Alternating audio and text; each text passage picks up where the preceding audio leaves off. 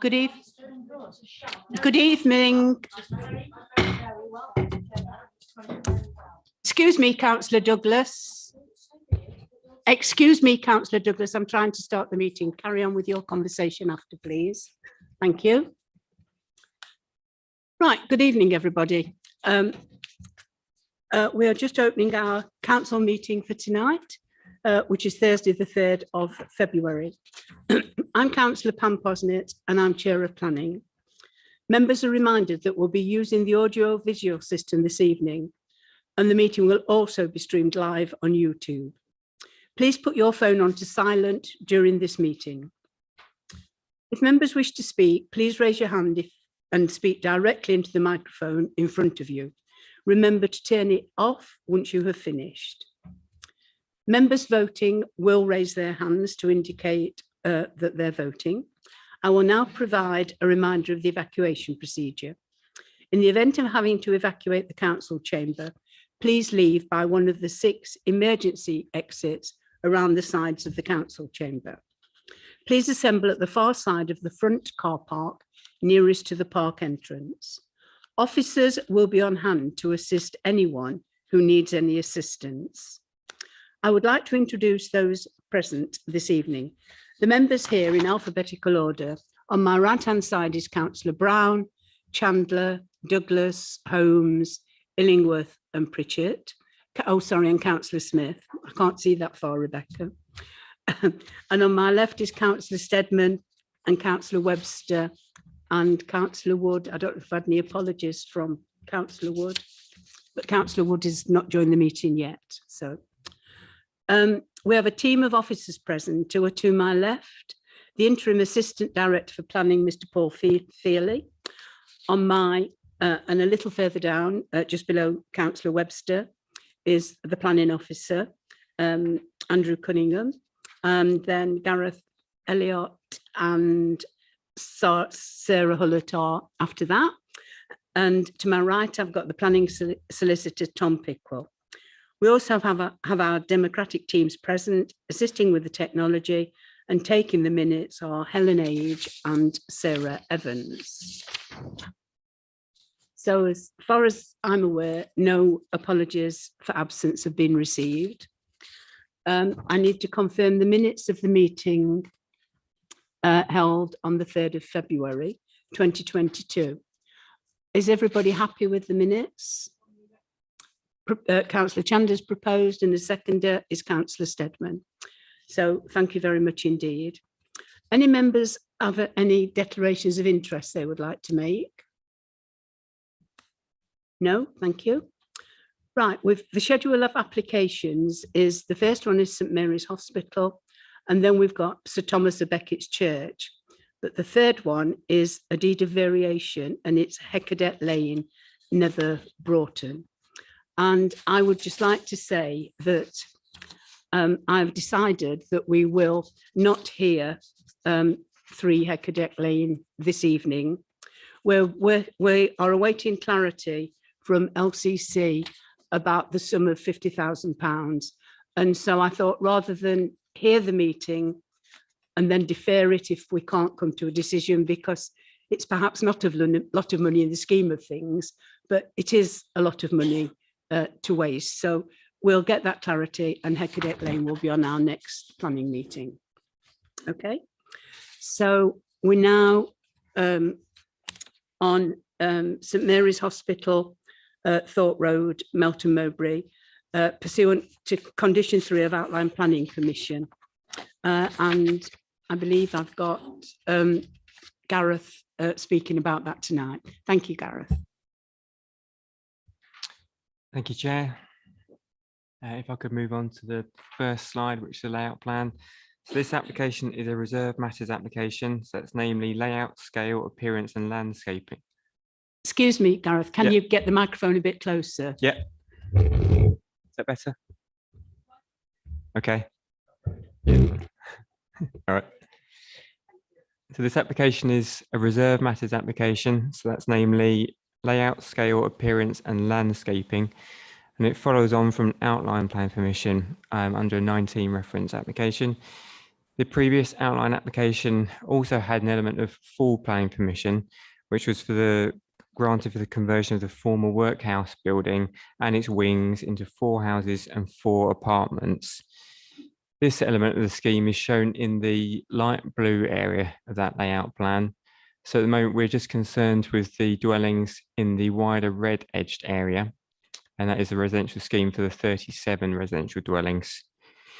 The previous outline application also secured financial contributions for education, library facilities, NHS primary care and travel packs.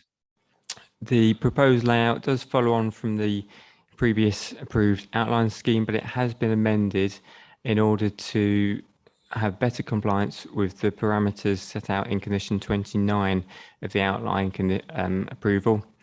And that required the layout plan to have no physical structures blocking the view from Thorpe Road into the workhouse building, 2 spaces per dwelling, meet national space standards in terms of the size of the dwellings, and for the elevations to front onto Thorpe Road and the access road. If we can move on to the next slide, this is the street scene plan. The top plan is the northern section facing onto Thorpe Road, and the plan at the bottom is the southern section, also facing onto Thorpe Road. You can see that the design of the scheme has been designed so that the blocks of terraces mirror that of the character of Thorpe Road on the other side of the road. And then in the bottom left-hand side, you can see the dwellings that also face onto Thorpe Road, but also turn the corner, and that is where the main access is into the residential scheme. There are 6 different house types, but I'll just give you 2 of the most popular ones. This is type A, and that's a 2-bed design. Members can see that the design includes external facing brickwork, a small canopy feature, and stone headers and seals. Move on to the next slide. This is type E, and this is the 3-bed design. Again, it's got facing brickwork, stone seals, and canopy roof. Both all house types do either meet or exceed the national space standards, including a large number of double bedrooms. If we move on to the next, go back. If you could go back onto the overall layout again. Now, there is a very important heritage asset in the site, the workhouse building, along with vagrant cells, which members will probably recall was debated within the outline application. This remains an important heritage asset and hasn't been forgotten about. There was a condition attached to the outline consent which requires full details to come in of where the memoriam will be or where the vagrant cells materials will be reused. This is still at a very early stage, but the applicant has indicated that this would either be positioned within the public open space, which is on the southern section of the site, or within some of the landscape areas along close to the entrance into the main site. In terms of consultation responses, there has been a lot of back and forth with the horror authorities. They did raise some concerns. But since publication of the agenda, we have now received confirmation from the Horror Authority that they now raise no objection to the scheme, following some revisions to the layout, which included some minor details to allow greater safety and access arrangements. There's no other technical consultees raising objections to the scheme.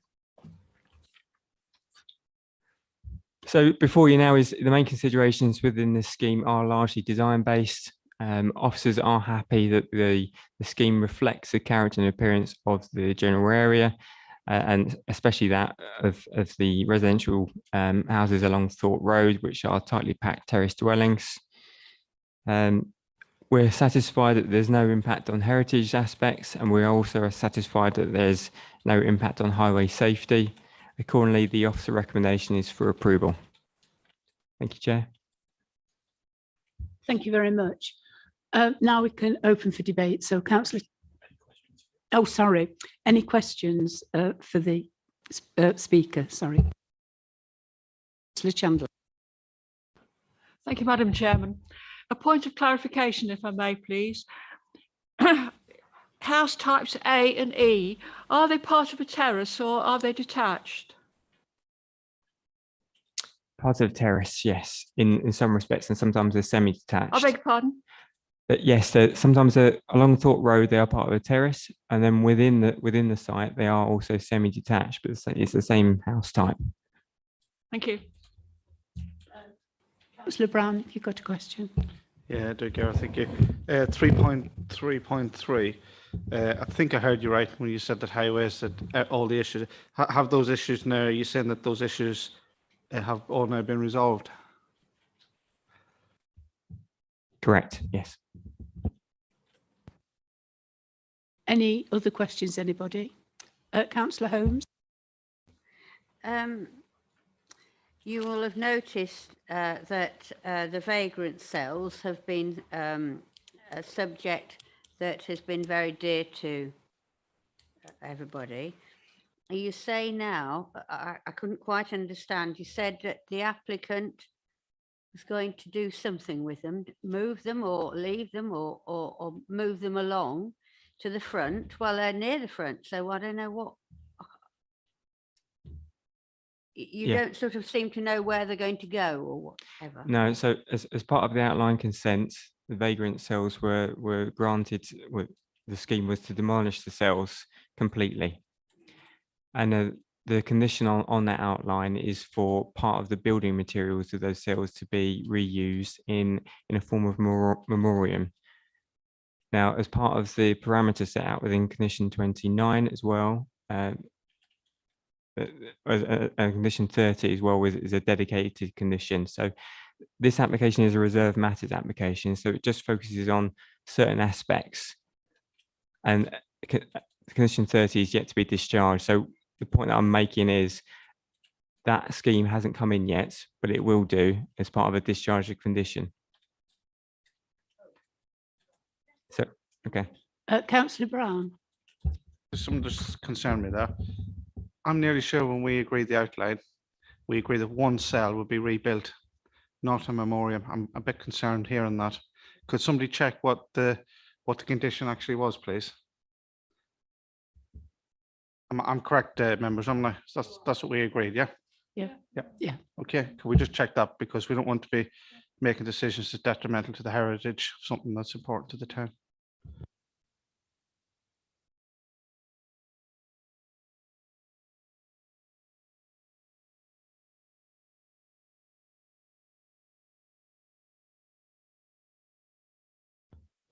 I'll just read out condition 30, might clear it up. So condition 30 reads, prior to their demolition, details of the scheme to reuse part of the fabric and features of the vagrant cells within the confines of the site as a means of commemoration and interpretation of their presence on the site and their role in the history of Melton Mowbray, which shall include incorporation of the cell block door, shall be submitted to and approved by the local planning authority. The scheme shall subsequently be implemented in accordance with the approved details. So that is the exact wording on the condition of the outline consent. Councillor Browne? I've got a concern with that, because that's not what we agreed. And I'd like you to go back and listen to what we agreed that night on record, please, if that's possible. Because that does concern me, because that's not what the residents are expecting, unless I've completely misrepresented myself. Thank you, Councillor Browne. Councillor Holmes? Absolutely, totally agree. Why would you want to use bits of material? It's ridiculous. A door or something. No, it is not what we agreed. Certainly not what we agreed. We have a very little heritage left in Melton, and quite frankly, that is not what we agreed. Thank you. Right, well, I just have a quick word with Paul, just to clear up the thinking in my own mind, just a second.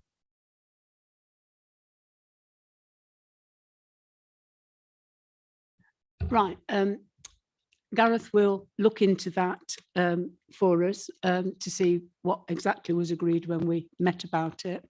I know there was quite a lot of comments from lots of people about the vagrant cells, and that is not for discussion tonight. We'll just have to put that to one side until we find out from Gareth when he's looked at what was agreed, and then it will be debated at another meeting when they come back with reserve matters. Is that correct? Discharge the condition. So are you all happy with that? Thank you. Councillor Pritchett. On the highways, I think Councillor Browne asked a question.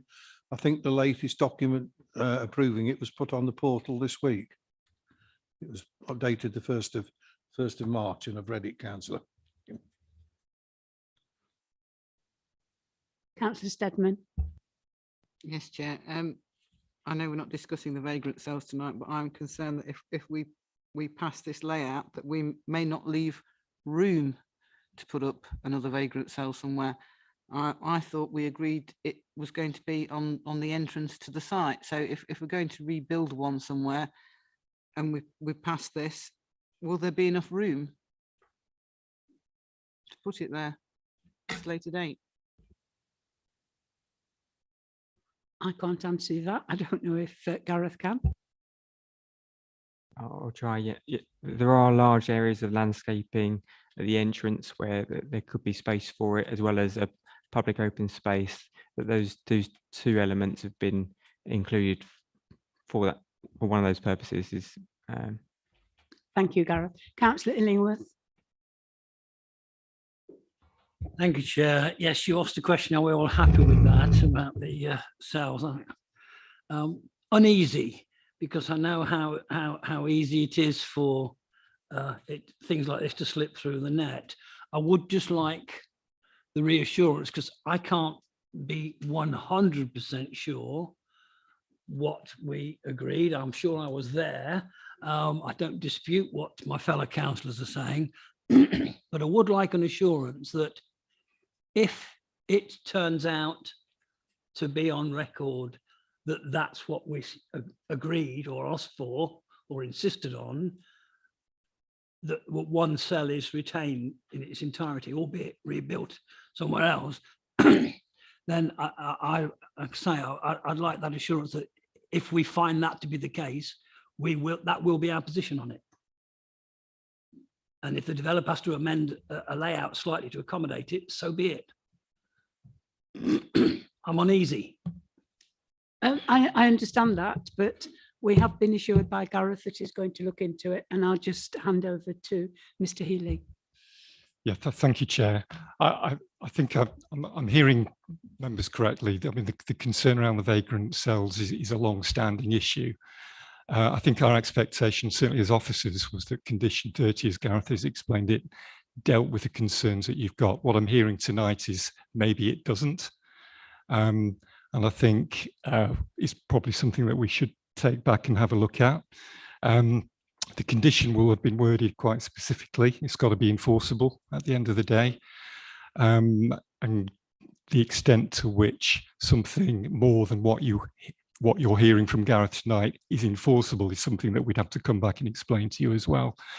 So whether we can actually get a full-blown vagrant cell reconstructed, if that's not what the condition requires, that will be a challenge, but we'll have to explore that with you.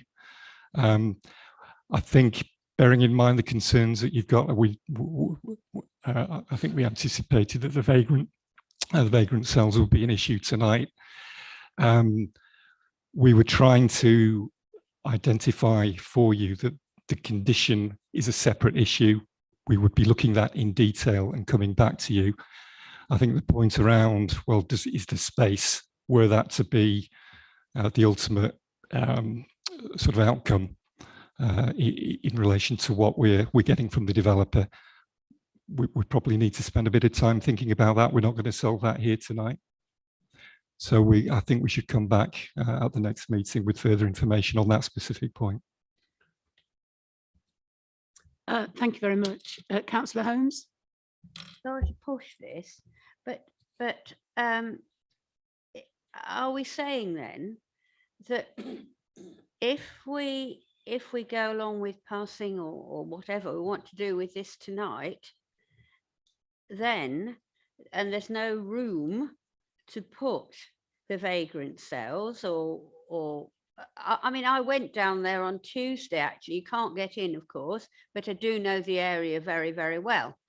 And it seemed to me that it was a bit ridiculous actually moving them, because there's other room to be able to put houses. And I don't know whether you as the officer has really looked there, but you know, how can we pass something if we then can't get the vagrant cells in? Do we have to defer this or what?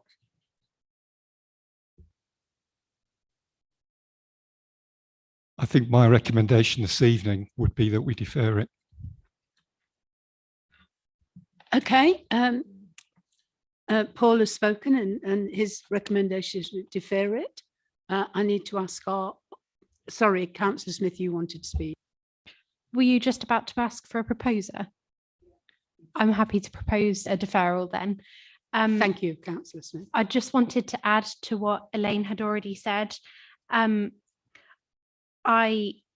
don't recall whether I was at this, but on the committee at the time that this was last discussed, but I know that I was following it with an interest, and I don't believe that any open space that is on there should be sacrificed because of a potential mistake. So I do think it needs revisiting and relooking at. Thank you. Thank you, Councillor Smith. Councillor Smith has proposed deferral. Do we have anybody to second it? Councillor Holmes, thank you.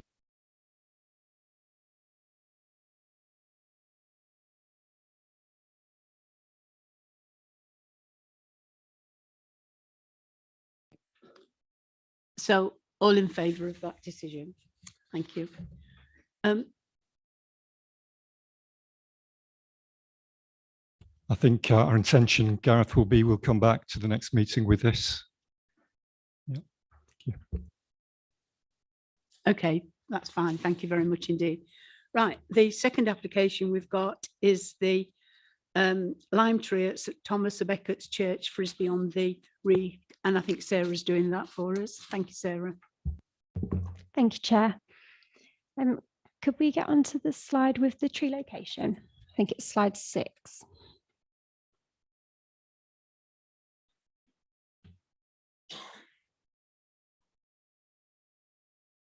Perfect. Thank you. So this application is for the lifting and cutting back of one lime tree within the grounds of St Thomas A Becket's Church. The tree requires lifting and cutting back to clear the school building. An application was received last year for the removal of the tree. However, it was withdrawn as Leicestershire County Council forestry team said that the tree itself was more valuable than the wall that it is potentially damaging. So the new proposal proposes that they're going to lift and cut back the tree in order so that it doesn't damage the school building, and then that wall will be rebuilt. If in the future there are further complications, then there may well be another application for further works to the tree, but that would be dealt with at the time. We have had some concerns raised over the fact that there are bats roosting within the tree. So we would be looking to put an advisory note on to say that the work would only to be taking place mid-March to the end of April or after August, as that's the best time for cutting back trees with known bats. Based on the recommendations that we've received from the forestry team, they are saying that the work is acceptable as general maintenance of the tree. So we would be looking to propose approval of the application. Thank you. Thank you, Sarah. Any questions for Sarah at all? Councillor Pru. Is it not a requirement that there's mitigation if we're actually removing the bat roost? Is there not a requirement to put mitigation on other trees? That is boxes and such like. Thank you. So the bat roosts themselves, there are some bat boxes on the tree that won't be disturbed. The actual work is general maintenance and it's quite minor work. So if they were to come across any bats while they were doing it, they would have to immediately stop work as per other legislation. So because it is minor works just for the maintenance of the tree, it shouldn't impact on any bats. Thank you. Councillor Browne. Yeah, I just want to say to everybody, this has taken 10 years to get this done.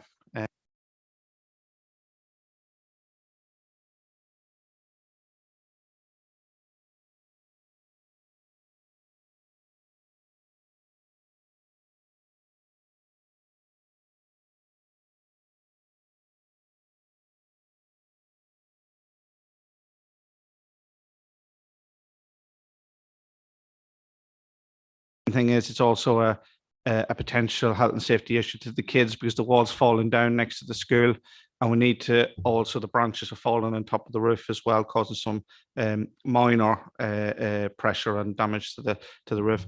So I just wanted to clarify that and just make members aware that that it's not an intention of anybody really wanting to cut it down. I think that was taken wrongly by the officers of Melton Borough Council, and then we came in and we sorted out and said we just want to prune it back basically to stop the damage to the preschool, and also to say the walls, making the walls safe eventually, because I don't want that falling on a child. Thank you, Councillor Browne.